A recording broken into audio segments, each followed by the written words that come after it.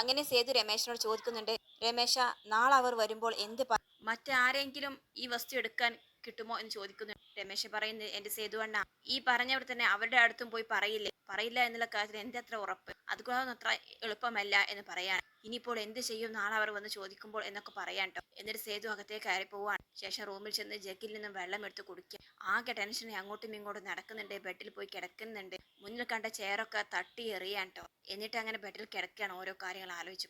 അപ്പോഴാണ് മായ അകത്തേക്ക് വരുന്നത്. എന്ത് സേതു ഏട്ടാ ഇതൊക്കെ, ചെയറൊക്കെ എന്താ ഇങ്ങനെ കിടക്കുന്നത്, എന്ത് പറ്റി, മുഖമൊക്കെ വല്ലാതിരിക്കുന്നുണ്ടല്ലോ എന്ന് പറയാൻ. സേതു പറയുന്നത്, ഞാൻ ആ വസ്തു വേണ്ട എന്ന് പറഞ്ഞവരെ കുറിച്ച് ആലോചിക്കുകയായിരുന്നു. എന്ത് പണിയാണ് അവർ കാണിച്ചത്, നാളെ അവന്മാർ ഇങ്ങ് വരട്ടെ, രണ്ട് വർത്തമാനം പറയണം എന്ന് പറഞ്ഞ് പോകാൻ നിൽക്കുക. അപ്പോൾ മായ പിടിച്ച് അവിടെ നിർത്തുക കേട്ടോ. സേതുവേട്ടൻ എന്താ ആവശ്യമില്ലാത്ത പ്രശ്നങ്ങളൊക്കെ ഇടപെടാൻ പോകുന്നത്, അതൊക്കെ നോക്കാൻ ഇവിടെ അമ്മയും ഭാവനയും ഉണ്ടല്ലോ. അപ്പോൾ സേതു ചോദിക്കുന്നത്, അതെന്താ, എനിക്ക് അതിനുള്ള അവകാശമില്ല, ഈ വസ്തുവിന്റെ കച്ചവടം നടന്നാലേ നമ്മൾ ആഗ്രഹിച്ച ആ വീട് വാങ്ങിക്കാൻ പറ്റത്തുള്ളൂ. മായ പറയുന്നുണ്ട്, സേതുവേട്ട ആ വീട് പോകുന്നതെങ്കിൽ പോട്ടെ, നമുക്കും അപ്പോൾ മറ്റൊരു വീട് നോക്കാമല്ലോ. അപ്പോൾ സേതു, നീ കിടന്നോ, ഞാൻ രമേശിനെ കണ്ടിട്ട് വരാം എന്ന് പറഞ്ഞ് പുറത്തേക്ക് പോകാൻ നിൽക്കാൻ. മായ പിടിച്ചു നിർത്താൻ. അതെന്തിനാ ഇപ്പോൾ രമേശിനെ കാണാൻ പോകുന്നത്, ഇപ്പോൾ ആരെയും കാണാൻ പോകണ്ട, ഇവിടെ ഇരുന്നാൽ മതി, രാത്രി ആയി കിടന്നുറങ്ങാൻ നോക്ക് എന്ന് പറയാൻ. പക്ഷെ സേതു ഒന്നും കേൾക്കുന്നില്ല കേട്ടോ. ഇനിയും ഞാൻ പറഞ്ഞു കേൾക്കാതെ സേതുവേട്ടൻ പോവുകയാണെങ്കിൽ ഭാവനയെ വിളിച്ച് പറയും എന്നൊക്കെ പറഞ്ഞ് ഭീഷണിപ്പെടുത്തി അവിടെ നിർത്തുക കേട്ടോ. അങ്ങനെ അടുത്ത ദിവസം രാവിലെ ആയിട്ട് കാണിക്കുന്നത്, സേതു ആട്ടെ ഒരു സമാധാനവുമില്ലാതെ അങ്ങോട്ടും ഇങ്ങോട്ടും നടക്കുകയാണ്. ഇത് കണ്ടുകൊണ്ട് മായ വരുന്നുണ്ട്. മണിക്കൂർ ഒന്നായല്ലോ സേതുവേട്ടൻ ഇങ്ങനെ അങ്ങോട്ടും ഇങ്ങോട്ടും നടക്കുന്നത്, എന്താ പ്രശ്നം എന്ന് ചോദിക്കുകയാണ്. എന്റെ മാനസികാവസ്ഥ നിന്നോട് പറഞ്ഞാൽ നിനക്ക് മനസ്സിലാവില്ല മായേ, ആ മുത്തുരാജും മുരുകനും വരുമെന്നുള്ള ടെൻഷനിലല്ലേ സേതുവേട്ടൻ ഇങ്ങനെ നടക്കുന്നത് എന്ന് ചോദിക്കുകയാണ് മായ. അതെ എന്ന് സേതു പറയുന്നുണ്ട്. സേതുവേട്ട, നമുക്ക് വിധിച്ചതാണെന്നുണ്ടെങ്കിൽ ആ ടൗണിൽ നോക്കി വെച്ച് വീട് നമുക്ക് കിട്ടും, അല്ലെങ്കിൽ നമുക്ക് മറ്റൊരു വീട് നോക്കാം എന്ന് പറയാണ്. എങ്ങനെയെങ്കിലും അവരെ നല്ല രീതിയിൽ പറഞ്ഞു വിടാൻ നോക്ക് എന്ന് പറയാണ്. വെറുതെ ഓരോ പ്രശ്നങ്ങൾ ഉണ്ടാക്കരുതും എന്ന് പറയാൻ ട്ടോ. അങ്ങനെ കറക്റ്റ് സമയത്ത് തന്നെ ആ മുത്തുരാജനും മുരുകനും അവിടെ വന്നിറങ്ങാണ്. ആ രമേശിനെ വിളിച്ച് ഫോണിൽ കിട്ടുന്നില്ല, അവരെ ഫോൺ സ്വിച്ച് ഓഫ് ആണ് എന്നൊക്കെ പറയുന്നുണ്ട് മുരുകൻ. മുത്തുരാജ് പറയുന്നുണ്ട്, എന്തായാലും നമ്മൾ ഇവിടേക്ക് തന്നെയല്ലേ വന്ന്, നമുക്ക് ഇവരോട് കാര്യം സംസാരിക്കാം. അങ്ങനെ അവർ അകത്തേക്ക് കയറി വരികയാണ്. മുരുകൻ പറയുന്നുണ്ട്, സേതു ആ രമേശിന്റെ ഫോണിൽ വിളിച്ചിട്ട് സ്വിച്ച് ഓഫ് ആണ്, എന്തായി നിങ്ങളുടെ തീരുമാനം. അപ്പോൾ സേതു പറയുന്നുണ്ട്, മുരുക, നീ അയാളെ ഇങ്ങോട്ട് തിരിച്ചു പോകുന്നത് നല്ലത്, അല്ലാതെ തന്ന ക്യാഷ് തിരിച്ചു തരാനൊന്നും ഇപ്പോൾ പോകുന്നില്ല. അപ്പോൾ മുരുകൻ പറയുന്നത്, ഇതേ സേതു, ക്യാഷ് കൊടുത്ത് ഞങ്ങൾ സേതുവിന്റെ അമ്മയ്ക്കാണ്, ഞങ്ങൾക്ക് അവരോട് സംസാരിക്കണം. അപ്പോഴേക്കും അവിടെ ഗായത്രിയും മായം എത്തുന്നുണ്ട്. തൊട്ടു പിന്നാലെ തന്നെ ഭരത്തും അരുന്ധതിയും, അവരുടെ കൂടെ തന്നെ ഭാനുവും ഭാമയും വരുന്നുണ്ട് ഹാളിലേക്ക്. എല്ലാവരും ആകെ ടെൻഷനായിട്ട് നിൽക്കാൻ ട്ടോ. കറക്റ്റ് സമയത്ത് തന്നെ അവിടെ ഭാവനയും സൂര്യയും എത്തുകയാണ്. അപ്പോൾ മുരുകൻ പറയുന്നുണ്ട്, ഇതേ വെറുതെ ഓരോ പ്രശ്നം ഉണ്ടാക്കരുത്, ഇന്നലെ പറഞ്ഞതുപോലെ തന്ന അഡ്വാൻസ് ക്യാഷ് നിങ്ങൾ തിരിച്ചു തരണം. അപ്പോൾ സൂര്യ ചോദിക്കുന്നുണ്ട്, നിങ്ങൾ ഇങ്ങനെ പെട്ടെന്ന് പറഞ്ഞാൽ എങ്ങനെ മുരുക, വ്യക്തമായിട്ടുള്ള എഗ്രിമെന്റോട് കൂടി തന്നെയല്ലേ നിങ്ങൾ അഡ്വാൻസ് തന്നത്. അപ്പോൾ മുരുകൻ പറയുന്നുണ്ട്, ഞങ്ങൾക്കറിയില്ലായിരുന്നല്ലോ അതൊരു കുരുക്ക് പിടിച്ച വസ്തുവാണെന്ന്. ഭാവന പറയുന്നുണ്ട്, അതാരോ പറഞ്ഞുണ്ടാക്കിയതാണ്, ഞങ്ങൾ ഇപ്പോൾ പോയി അന്വേഷിച്ചു എന്നൊക്കെ പറയുന്നുണ്ട്. എങ്ങനെ ആയാലും ഞങ്ങൾക്ക് ആ വസ്തു ഇനി വേണ്ട എന്ന് തന്നെ അവർ തീർത്ത് പറയാണ്. അപ്പോൾ സേതു കയറി ദേഷ്യപ്പെടാണ്, വേണ്ടെങ്കിൽ പിന്നെ വന്നതുപോലെ അങ്ങ് പൊക്കൂടെ. അപ്പോൾ ഭാവനയും സൂര്യയൊക്കെ ചേർന്ന് സേതുവേട്ട ഒന്ന് അടങ്ങി നിൽക്കും, അവിടെ എവിടെയെങ്കിലും പോയിരിക്കുക എന്ന് പറഞ്ഞ സ്ഥലത്ത് കൊണ്ടുപോയി ഇരുത്തുന്നത്. സേതുവേട്ട, ഞങ്ങൾ സംസാരിച്ച് നമ്മൾ തന്നെ ഇതിനൊരു പരിഹാരം ഉണ്ടാക്കണം എന്ന് പറയാൻ. എന്നിട്ട് സൂര്യ അവരോട് പറയുന്നുണ്ട്, മുരുക, ഇവിടെ ഇപ്പോൾ ആരും ഒന്നും മനഃപൂർവ്വം ചെയ്തിട്ടില്ല, നിങ്ങൾ അഡ്വാൻസ് തന്ന 1.5 കോടി രൂപയിൽ നിന്ന് 1 കോടി രൂപ പ്രമാണം ചെയ്തിട്ടാണ് ഈ വീട് വാങ്ങി വെച്ചിരിക്കുന്നത്. നിങ്ങൾ ഇങ്ങനെ പെട്ടെന്ന് വന്ന് ചോദിച്ചാൽ ഞങ്ങൾ എന്ത് ചെയ്യും. ഒന്നുകിൽ ആ പ്രോപ്പർട്ടി വാങ്ങാൻ മറ്റാരെങ്കിലും മുന്നോട്ട് വരണം, അല്ലെങ്കിൽ വാങ്ങിയ ഈ വീട് വിൽക്കണം. പക്ഷെ ഈ വീട് വിൽക്കുന്ന കാര്യമൊന്നും ഇനി നടക്കില്ല, കാരണം ഈ വീട്ടിലുള്ള എല്ലാവർക്കും ഇതിനോട് ഒരു അറ്റാച്ച്മെന്റ് ഉണ്ട്. അതുകൊണ്ട് ആ പ്രോപ്പർട്ടിക്ക് മറ്റൊരാളെ കണ്ടെത്തുന്നവരെ കുറച്ച് സാവകാശം തരേണ്ടി വരും. നിങ്ങൾ നന്നായിട്ട് ആലോചിക്കുക, എന്നിട്ടൊരു മറുപടി പറഞ്ഞാൽ മതി എന്ന് പറയട്ടെ സൂര്യ. അങ്ങനെ 1 മിനിറ്റ് എന്ന് പറഞ്ഞുകൊണ്ട് മുരുകനും മുത്തുരാജും കൂടി മാറി നിന്നിട്ട് എന്തൊക്കെയോ കാര്യങ്ങൾ സംസാരിക്കുന്നുണ്ട്. ഇതെല്ലാം കണ്ടു നിൽക്കുന്ന ബാക്കിയുള്ളവരുടെ മനസ്സിൽ തീയാണ്ട് അവരാകെ ടെൻഷനായി നിൽക്കുകയാണ്, എന്തായിരിക്കും അവരുടെ മറുപടി എന്നറിയാൻ വേണ്ടി. അങ്ങനെ രണ്ടുപേരും കൂടി മുന്നോട്ട് വരിക. മുരുകൻ പറയുന്നുണ്ട്, അങ്ങനെയാണെങ്കിൽ ഞങ്ങൾ ഒരു ഐഡിയ പറയാം, നിങ്ങൾ ഈ വീട് വാങ്ങിയതിന്റെ ബാക്കി 50 ലക്ഷം രൂപയുണ്ടല്ലോ, ആ ക്യാഷും തന്നെ ഒരു ഡേറ്റ് ഇട്ട് എഗ്രിമെന്റും തന്നാൽ മതി. അത് കേൾക്കുമ്പോൾ എല്ലാവർക്കും ഒന്ന് ആശ്വാസമാവുകയാണ്. അതേസമയം സേതു എഴുന്നേറ്റ് പറയുന്നുണ്ട്, അങ്ങനെ ക്യാഷും തരാൻ പറ്റത്തില്ല, വേനൽ എഗ്രിമെന്റ് തരാം എന്ന് പറയാൻ. അപ്പോൾ ഭാവനയും ഗായത്രിക്ക് വഴക്ക് പറയാമെന്ന്, ചുമ്മാതിരിക്കുക സേതുവേട്ട. അങ്ങനെ ഗായത്രി പറയുന്നുണ്ട്, ഞങ്ങൾ അതിന് സമ്മതമാണ്, എങ്ങനെയാന്ന് വെച്ചാൽ ചെയ്യാം, എപ്പോഴാണ് എങ്ങനെയാണ് എന്നൊക്കെ എൻ്റെ മോൻ പറയും എന്ന് പറയാൻ. അങ്ങനെയാണെങ്കിൽ അധികം നീട്ടിക്കൊണ്ട് പോകാം, നാളെ തന്നെ നടത്താം എന്ന് പറയാൻ ട്ടോ സൂര്യ. അങ്ങനെ അവരും ഓക്കെ എന്ന് പറയാൻ. ശേഷം അവിടെ നിന്നും അവർ പിരിഞ്ഞു പോവുകയാണ് ട്ടോ. അപ്പോൾ സേതു പറയുന്നുണ്ട്, ഒന്നും കൂടിയും ആലോചന മതിയായിരുന്നില്ലേ സൂര്യ, നിങ്ങളൊക്കെ തന്നെയാണ് ഇവന്മാരെയുള്ളവരെ വളർത്തുന്നത് എന്നൊക്കെ പറയാണ്. അപ്പോൾ സൂര്യ ചോദിക്കുന്നു, എന്ത് പറ്റി സേതുവേട്ടനെ. ഒന്നും പറ്റിയിട്ടില്ല എന്ന് ദേഷ്യത്തോടെ പറഞ്ഞിട്ട് സേതു അകത്തേക്ക് പോവാൻ. അപ്പോൾ ഗായത്രി പറയുന്നുണ്ട്, അവൻ നോക്കി വെച്ച വീട് വാങ്ങാൻ പറ്റാത്തതിന്റെ ദേഷ്യമാണ്, വേണമെങ്കിൽ അതൊക്കെ ഇനിയും ആവാമല്ലോ എന്ന് പറയുന്നുണ്ട് ഭാവൻ. ശേഷം ഭാവന പറയുന്നുണ്ട്, അമ്മ ഇപ്പോൾ കാര്യങ്ങൾക്കൊക്കെ ഒരു തീരുമാനമായി, ഇനി സമാധാനമായിട്ട് ഇരിക്കുക എന്ന് പറയാണ്. അപ്പോൾ സൂര്യ പറയുന്നുണ്ട്, എങ്കിൽ പിന്നെ ഞങ്ങൾ ഇറങ്ങിക്കോട്ടെ, പോയിട്ട് കുറച്ച് അത്യാവശ്യ കാര്യങ്ങളുണ്ട്. അങ്ങനെ സൂര്യയും ഭാവനയും അവിടെ നിന്ന് പോവുകയാണ്. അങ്ങനെ ഓരോരുത്തരായിട്ട് അകത്തേക്ക് പോവാൻ. ശേഷം ഗായത്രി മാത്രം ആ ഹാളിൽ തനിച്ചാവാൻ. അവൾ ഭാവനയുടെ അച്ഛന്റെ ഫോട്ടോക്ക് മുന്നിൽ നിന്ന് അവരുടെ വിഷമങ്ങളെല്ലാം പറയാൻ. ശേഷം കാണിക്കുന്നത് രാത്രിയിലാണ്. അവിടെ ഗായത്രി ആകട്ടെ സാരികളെല്ലാം മടക്കി റെഡിയാക്കിയിട്ട് അലമാരയിൽ കൊണ്ടുപോയി വെക്കാൻ കേട്ടോ. അലമാര ക്ലോസ് ചെയ്ത് തിരിഞ്ഞു നടന്നതും അവൾക്ക് ആ കാര്യം ഓർമ്മ വരികയാണ്.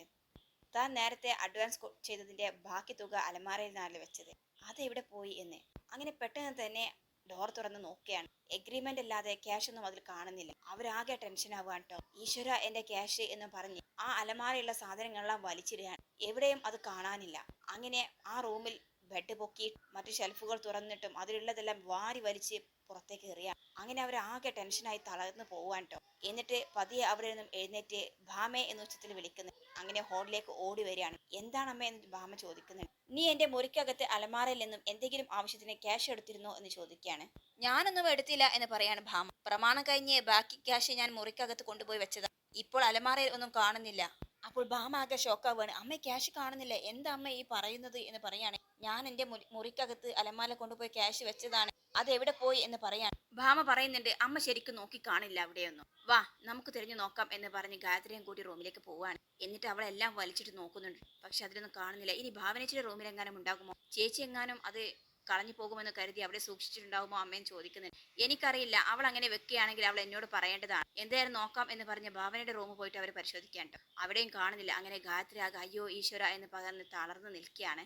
എന്നിട്ട് അവർ ഹോളിലേക്ക് കടന്നു വരികയാണ് കേട്ടോ. ആ സമയത്ത് ഭരത്തിന്റെ റൂമിലാകട്ടെ അവൻ ക്യാഷുകൾ ഇങ്ങനെ എണ്ണുകയാണ് കേട്ടോ. എന്നിട്ട് അരുന്ധതി കൂടെ ഇരിക്കുന്നുണ്ട്. അരുന്ധതിയോട് പറയുന്നുണ്ട്, അരുന്ധതി, ഇത്രയും ക്യാഷ് ഞാൻ ഇതുവരേക്കും എന്റെ കയ്യിൽ സൂക്ഷിച്ചിട്ടില്ല, ആദ്യമായിട്ടാണ് ഇങ്ങനെ ഒരു ഭാഗ്യം വന്നിരിക്കുന്നത് എന്ന് പറയാൻ. അതേ ഭരത്തേട്ട എന്ന് അരുന്ധതി സന്തോഷത്തോടെ പറയുന്നുണ്ട്. ഇത് കാണാൻ ഇടയാവട്ടെ ഗായത്രി. അവൾക്ക് ദേഷ്യം വരികയാണ്. ഒപ്പം തന്നെ ഭാമയും എത്തുന്നുണ്ട്. അങ്ങനെ രണ്ടുപേർ റൂമിൽ പോയിട്ട് എടാ എന്ന് വിളിച്ചിട്ട് ഭരത്തിനെ തുടരെ തുടരെ അവന്റെ മുഖത്ത് അടിക്കേണ്ട ഗായത്രി. എന്താ അമ്മ ഇതൊക്കെ എന്ന് ചോദിക്കുന്നു. ഇനക്ക് എവിടുന്നാടാ ഇത്രയും ക്യാഷ്, നീയല്ലേ എന്റെ അലമാരിൽ വെച്ചിരിക്കുന്ന ക്യാഷ് എടുത്തത്, എന്തിനാടാ ഇങ്ങനെ ചതി ചെയ്യുന്നത് എന്നൊക്കെ പറയാൻ. അപ്പോൾ അരുന്ധതിയും ഭരത്തും ആകെ ഷോക്കായി നിൽക്കുകയാണ്. എന്താ അമ്മ, ഇത് എനിക്ക് ശമ്പളം കിട്ടിയ ക്യാഷാണ് എന്ന് പറയാൻ. അപ്പോൾ രണ്ടുപേരും ആകെ ഇല്ലാതാവാൻ കേട്ടോ. അവരുടെ ദേഷ്യമെല്ലാം അണയാണ്. എന്താ അമ്മ പ്രശ്നം എന്ന് ചോദിക്കുന്നുണ്ട്. അങ്ങനെ ഗായത്രി ക്യാഷ് കാണാത്ത വിവരം പറയാണ്. അപ്പോൾ ഭരത്തും അരുന്ധതി ഷോക്കാവാണ്. അയ്യോ ഈശ്വര, ഇനി എന്ത് ചെയ്യും എന്ന് പറയുന്നുണ്ട്. അപ്പോൾ ഗായത്രി സംശയത്തോടു കൂടി ഭാമയെ നോക്കുകയാണ്. ഭാമ പറയുന്നുണ്ട്, എന്നെ ഇങ്ങനെ നോക്കണ്ടാമേ, ഞാൻ ആ ക്യാഷ് ഒന്നും എടുത്തിട്ടില്ല, കാര്യമൊക്കെ ശരി തന്നെയാണ്, പക്ഷെ ഇപ്പോൾ ഞാനൊരു ക്യാഷും എടുത്തിട്ടില്ല എന്ന് പറയാൻ. ഇനി സേതുവേട്ടനായിരിക്കുമോ എന്നവർ സംശയം പറയുന്നത്. അങ്ങനെയാണെങ്കിൽ അവന് ഞാൻ ഇന്ന് കാണിച്ചു കൊടുക്കാം എന്ന് പറഞ്ഞ് ഗായത്രിയും ഭാമയും അരുന്ധതിയും ഭരത്തും കൂടി അവന്റെ റൂമിലേക്ക് ചെല്ലാൻ. എന്നിട്ട് സേതു സേതു എന്ന് ഉച്ചത്തിൽ വിളിക്കുന്നത്. അകത്ത് റൂമിൽ നിന്നും സേതു ഇതെല്ലാം കേൾക്കുന്നുണ്ടായിരുന്നു. അവൻ ഇവരടുത്തേക്ക് വരുന്നതെന്നോർത്ത് എവിടെ പോയി ഒളിക്കും എന്ന് തിരയാണ്ട് റൂമിൽ കിടന്നു. എന്നിട്ട് കട്ടിന്റെ അടിയിലേക്ക് വല്ല എസ്കേപ്പ് ആവാൻ നോക്കുന്നുണ്ട്. പക്ഷെ കഴിയുന്നില്ല. ഈശ്വര, അവർ ഇപ്പോൾ വരും, ഞാൻ എന്ത് പറയും എന്ന് പറഞ്ഞിട്ടാണ് കേട്ടോ സേതു ഒളിച്ചു നിൽക്കാൻ ശ്രമിക്കുന്നത്. അവസാനം അവൻ ബാത്റൂമിൽ കയറി ഡോർ അടക്കുക. അപ്പോഴേക്കും എല്ലാവരും റൂമിൽ എത്തുന്നുണ്ട് കേട്ടോ. സേതു എന്ന് ഉച്ചത്തിൽ വിളിക്കുന്നുണ്ട്. മായ എന്താ അമ്മയെന്ന് ചോദിച്ചിട്ട് അവിടെ വരുന്നുണ്ട്. എടി സേതു എവിടെ എന്ന് ചോദിക്കുന്നുണ്ട്. ഇവിടെ ഉണ്ടായിരുന്നല്ലോ എന്ന് മായ പറയാണേ. എന്താ അമ്മേ പ്രശ്നം എന്ന് ചോദിക്കുന്നു. എടി, എന്റെ അലമാരയിൽ വെച്ചിരിക്കുന്ന ക്യാഷ് കാണുന്നില്ല, അത് സേതു എടുത്തിട്ടോ തനിക്കറിയാമോ എന്ന് ചോദിക്കുന്നുണ്ട്. എനിക്കറിയില്ല അമ്മേ എന്ന് പറയാൻ കേട്ടോ. സേതു ആട്ടെ ബാത്റൂമിന്റെ ഉള്ളിൽ കിടന്ന് ഉരുകാണ്. ഈശ്വര, ഇനിയിപ്പോൾ ഞാൻ എന്താ ചെയ്യാ എന്നൊക്കെ ആലോചിക്കാണ്. അങ്ങനെ സേതുവിനെ അവർ വിളിക്കാൻ കേട്ടോ. ഡോറിനെ തട്ടി വിളിച്ചിട്ട്, സേതു ഇവിടെ വാ, ഒരു കാര്യം ചോദിക്കാനാണ് എന്ന് പറയുന്നുണ്ട് ഗായത്രി. അങ്ങനെ സേതു രണ്ടും കൽപ്പിച്ച് പുറത്തേക്ക് ഇറങ്ങാണ്. എന്താ അമ്മ, എന്താ കാര്യം, ഞാനൊന്ന് കുളിക്കാൻ കയറിയതാണ്, ബാത്റൂമിൽ ഇരിക്കാൻ സമ്മതിക്കില്ലേ എന്നൊക്കെ ചോദിക്കുകയാണ്. അല്ല സേതു, എന്റെ കയ്യിലുണ്ടായിരുന്ന ആ ക്യാഷ് നഷ്ടപ്പെട്ടിരിക്കുകയാണ്. ഏത് ക്യാഷ് എന്ന് ചോദിക്കുന്നുണ്ട് സേതു. അഡ്വാൻസ് തന്നതിന്റെ ബാക്കി തുക. അമ്മ ചുമ്മാ ഓരോന്ന് പറയാതെ ശരിക്കും പോയി അലമാരയിൽ നോക്ക് എന്നൊക്കെ പറയാണ്. അങ്ങനെ അവിടെ എല്ലാവരും കൂടി ഹാളിൽ കൂടുകയാണ്. സേതു ആവട്ടെ ഓരോ മുടന്ത ന്യായങ്ങൾ പറഞ്ഞ് ഒഴിഞ്ഞു മാറാൻ നിൽക്കുകയാണ്.